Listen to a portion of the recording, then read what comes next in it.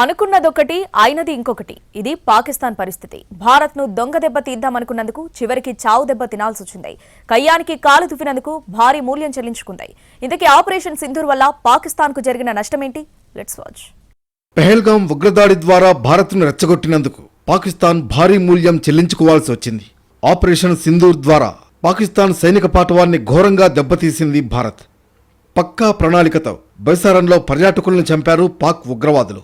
పైగా వెళ్లి మీ మోడీకి చెప్పుకోండి అనడం పంతాలకు దారితీసింది.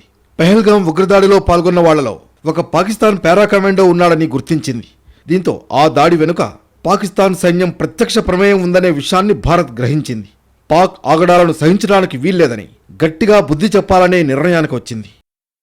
ఆపరేషన్ సింధూర్ కోసం భారత్ చేపట్టిన సన్నాహాలు చూస్తూనే పాకిస్తాన్ పాలకుల వెన్నులో చలి పుట్టింది. కాళ్లలో వణుకు మొదలైంది. కానీ మేకపోతు గాంభీర్యం ప్రదర్శిస్తూ మరింత రెచ్చగొట్టే వ్యాఖ్యలు చేస్తూ పోయారు పాక్ నేతలు.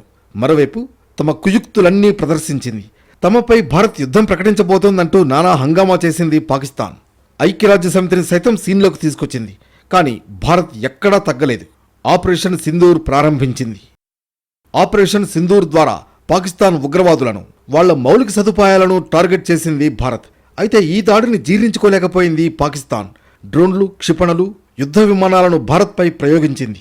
కానీ పాకిస్తాన్ దాడుల్ని సమర్థవంతంగా భారత్ తిప్పికొట్టింది. ముఖ్యంగా దాయాది ఆయుధాలు, మౌలిక సదుపాయాల్ని టార్గెట్ చేసింది భారత్. పలు ఎయిర్ బేస్లను పూర్తిగా ధ్వంసం చేసింది. యుద్ధ విమానాల్ని తుక్కుగా మార్చింది. రాడార్లు, క్షిపణి వ్యవస్థలను నాశనం చేసింది. ఆఖరికి పాకిస్తాన్ గగనతల రక్షణ వ్యవస్థలను నిర్వీర్యం చేసింది భారత్. మొత్తానికి దుష్ట పన్నాగాలతో రెచ్చిపోతున్న పాకిస్తాన్ను ఆపరేషన్ సింధూర్ ద్వారా చావు దెబ్బతీసింది భారత్. కేవలం రోజుల వ్యవధిలోనే తీవ్రంగా నష్టపోయింది పాకిస్తాన్.